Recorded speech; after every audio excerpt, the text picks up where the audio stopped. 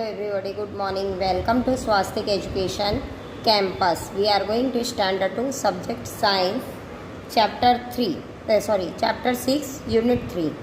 Chapter 6 के Unit 3 में आज हम पढ़ने वाले हैं एयर एंड वाटर.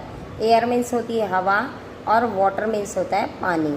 हवा और पानी के बारे में. एयर हैज़ वाटर वेपर, मतलब हवा में क्या होता है, जल वाष्प. हवा में क्या होता है, जल वाष्प. जल वाष्प क्या होता है ये आज हम पढ़ने वाले हैं. ओके. लर्निंग पॉइंट, एवोपरेशन है ना, कंडेंसेशन, ये आज पढ़ने वाले हैं हम लोग. ओके. तो चलिए देखते हैं क्या है ये water vapour. Okay. At home you must have seen water boiling on the gas stove. At home मतलब आप अपने घर में आपने ये सीन देखा होगा, वाटर बॉइलिंग, पानी को बॉईल करते हुए, किस पे, गैस स्टोव पे. इफ़ यदि it is kept on boiling for a long time no water will remain in the vessel. तो आपने देखा होगा जब बहुत देर तक, लॉन्ग टाइम तक हम उसमें पानी को गर्म करते हैं, है ना, लंबे समय तक, तो क्या होता है, वाटर रिमेनिंग इन वेसल, उसमें से क्या निकलने लगता है, धुआं. ये देखिए पिक्चर में आपको दिखाई दे रहा है. All the water from the vessel will evaporate and go into the air. और ये एवोपरेट मतलब होता है वाष्पीकृत होकर ये कहाँ चला जाता है, हवा में. वाष्पीकरण मतलब वो उड़कर जो जाता है वो कहाँ चला जाता है, हवा में. ओके. तो चलिए आगे देखते हैं. एवोपरेशन मतलब होता है वाष्पीकरण. Heat change water into a gas which is called water vapour. जब पानी गर्म होता है और जो वाटर से जो गैस निकलती है ना, वाष्पीकरण की क्रिया से जो गैस निकलती है, जब वाटर को गर्म किया जाता है, बॉईल किया जाता है, तो उस स्थिति में जो गैस निकलती है उसे क्या कहते हैं, वाटर वेपर, मतलब वाष्पीकरण. This is process is called evaporation. और ये जो प्रोसेस होता है गैस निकलकर हवा में जाने का, वो क्या कहलाता है, वाष्पीकरण की क्रिया कहलाती है. This gas mix with the air and we can not see it. ये जो गैस है ना, वो मिक्स किस में हो जाती है, हवा में. और वी कैन, हम इसे, है ना, we can not see it, हम इसे देख नहीं सकते हैं. समझ में आया ये चीज़. इसमें कहा जा रहा है कि जब हमारी मम्मी हो या हमारे घर में कोई भी चीज़ के लिए हम पानी गर्म करते हैं, है ना, चाहे नहाने के लिए हो, चावल पकाते हैं, दाल पकाते हैं, तो बहुत देर तक, लंबे समय तक जब हम उसमें पानी को गर्म करते हैं किसी पतीली में या किसी भी चीज़ में, है ना, तब उस टाइम क्या होता है, उसमें से एक गैस निकलती है, भाप, गरम जो निकलती है, जिसको आप हिंदी में भाप बोलते हो. तो वो कहाँ मिल जाती है, हवा में मिल जाती है. और हवा में मिलने के बाद वो जो क्रिया कहलाती है, वो क्या कहलाती है, एवोपरेशन की क्रिया कहलाती है. Okay. In the kitchen look at the pressure cooker will eat giving out a whistling sound, है ना. जब हम आपने किचन में देखा होगा कि प्रेशर कुकर में जब हम खाना पकाते हैं, और खाना पकाते टाइम क्या होता है, गिविंग आउट, वो क्या करते हैं, गैस बाहर निकालती है, तो उस टाइम क्या होता है, विस्लिंग मतलब सीटी की साउंड आती है. You will notice steam coming out the cooker and mixing with the air. और आपने नोटिस किया होगा स्टीम जब गर्म होता है, भाप निकलता है, कमिंग आउट द कुकर से बाहर, देखिए भाप निकल जा रहा है, वो कहाँ जाकर मिक्स होता है, हवा में. बाहर जो हवा होती है उसमें जाकर वो क्या हो जाता है, मिक्स हो जाता है. Okay. Steam is the gases from water into a nothing but water vapour, है ना. जो भाप निकलती है वो गैसेस फॉर्म से क्या हो जाता है, वाटर में चेंज हो जाता है, into nothing but water vapour. और ये वाटर तो नहीं पर वाटर वेपर कहलाता है. आप देखोगे जब ये भाप निकलकर आपके किचन के टाइल्स पे या पत्थर जो भी रहता है वहाँ पर जब ठंडा होता है और गिरता है तो आपने देखा होगा वो कैसा चेंज हो जाता है, वाटर में चेंज हो जाता है। When we wash our cloth and hang them out in the sun to dry, where does the water go? है ना। और जब हम अपने कपड़े को, क्लॉथ को हैंग करते हैं कहाँ, बाहर में, into the sun to dry, तो सूरज उसे क्या कर देता है, सुखा देते हैं। where does not the water go, और वाटर उसमें से चला जाता है। इसमें से, कपड़े में से।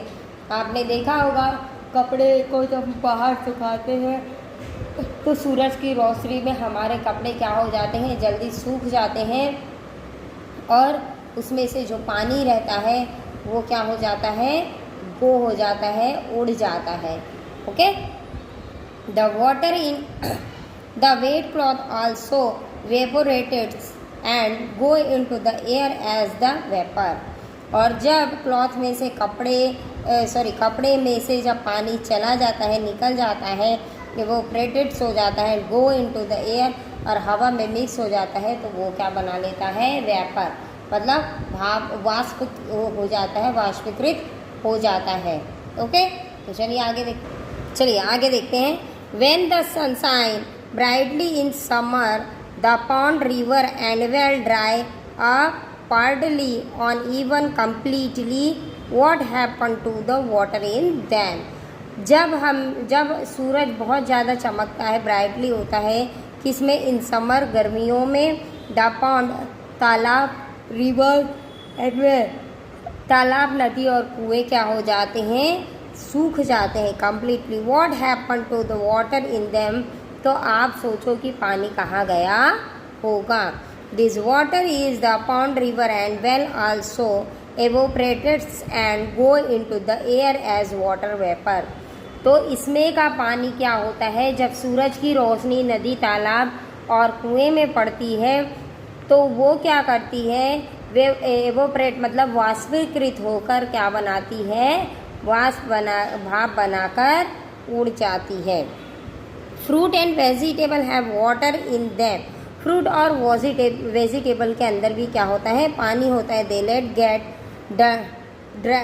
Diet of the kept in the sun from a long time. आप कोई भी फ्रूट को ले लीजिए और उसे लंबे समय तक धूप में रख दीजिए, तो क्या होता है, in the sun from a long time water them turn to in the water vapour. तो फ्रूट में का भी पानी निकल कर वाष्पीकृत हो जाता है। यहाँ पर पिक्चर में दिखाया गया है, इस फ्रूट को लंबे टाइम तक सूरज की रोशनी में रखने पर इसकी स्थिति क्या हो गई है। Air always contains water vapour, तो हवा, जो भी पानी उड़ता है वो हवा में जाकर मिक्स होता है और क्या बना लेता है, भाप बना लेता है। In summer air is dry and contains less water vapour in it. और जब गर्मी का दिन होता है तो जो वाटर वेपर मतलब वाष्पीकरण की जो क्रिया होती है वो जल्दी होती है इन द रेनी सीजन की अपेक्षा। The air is mostly and have more water vapour in it. और आपने देखा होगा सबसे ज़्यादा वाष्पीकरण की क्रिया गर्मियों के दिनों में होती होगी, उस टाइम होती है, क्योंकि उस टाइम पे जल्दी से जल्दी क्या हो जाता है, पानी सूरज की रोशनी के कारण गर्म हो जाता है, condensation. We have learn that when we heat water in change into the water vapour and mix with the air. और आपने देखा है कि जब सूरज की रोशनी में पानी गर्म हो जाता है और चेंज होकर वो क्या बनाता है, वाटर वेपर मतलब भाप बनाता है। और वो कहाँ, उसकी जो हवा होती है, उसका जो भाप होता है वो कहाँ मिल जाता है, हवा में। नाउ अब we will see how the water vapour in air change into the water again cooling the air. और अब हम देखते हैं कि वाटर वेपर जब आपने देखा होगा कि जब वाटर वेपर ठंडा हो जाता है, कूलिंग हो जाता है, हवा में उड़ जाता है, उसके बाद दीवारों पर उसके आसपास जो क्रिया होती है वो कैसी दिखाई देती है हमको, छोटी छोटी पानी के बूंदों के रूप में दिखाई देती है। एक एक्टिविटी करके देखते हैं। इसी के लिए हम टेक अ ड्राई ग्लास, एक सूखा गिलास ले लीजिए। और अब some water in it, add some ice cube too and leave it for some time. और उस ड्राई ग्लास में कुछ आइस क्यूब डालिए, बर्फ़ के कुछ टुकड़े डालिए और कुछ समय के लिए छोड़ दीजिए। वॉट डू यू सी, आपने क्या देखा? On the water surface of the glass, outer side, see on the outer surface, गिलास के आसपास, है ना, ग्लास के चारों तरफ बाहर में आपने क्या देखा? We see some drop of water on the outer surface of the glass. आप देखोगे कि ग्लास के बाहर छोटी छोटी बारीक बारीक बूंदें आपको बाहर के आउटर साइड पे दिखाई यहाँ पर दे रही है। The air is a content with outer surface of the glass get cooled. और देखना कि ग्लास का जो बाहरी हिस्सा है वो कूल्ड हो जाने के कारण उसमें वो छोटी छोटी बूंदें दिखाई देती है। The water vapour present in the air become water droplet, है ना, which we see on the outer surface of the glass. और आप देखना कि वो छोटे छोटे बूंदे किस तरह ड्रॉपलेस हो जाती है पानी में। उसके बाद धीरे धीरे वो कैसी हो जाती है और ठंडी होती जाती है, तो बिल्कुल पानी का रूप लेकर ग्लास से बाहर आने लगती है। This is a called condensation कहलाता है। ये क्रिया क्या कहलाती है? कंडेंसेशन की क्रिया कहलाती। तो यहाँ पर आपका चैप्टर 6 फिनिश होता है। चैप्टर 6 में मैंने आपको water vapour, changing water vapour के बारे में बता दिया। जो हमारा भाप है वो जाकर बाहर वो रुकता है और हवा में मिल जाता है। और वो अगर किसी पत्थर पे या कहीं पर भी गर्म अवस्था में, जब गर्म अवस्था में रहता है तब वो एक भाप की तरह दिखाई देता है, धुएं की तरह। और जब वही थोड़ा ठंडा होता है पानी की छोटी छोटी बूंदों के रूप में दिखाई देता है। और यही स्थिति ठंडे कूलिंग कंडीशन में भी दिखाई देती है। हमने एक एक्टिविटी देखी, गिलास में बहुत सारे बर्फ़ के टुकड़े डाल देते हैं और देखते हैं कि बाहर का जो आउटर सरफेस है उसमें क्या स्थिति दिखाई देती है। तो इस तरीके से आपका चैप्टर 6 कंप्लीट होता है। आपको भी इसी तरह एक्टिविटी करके देखनी है। Thank you.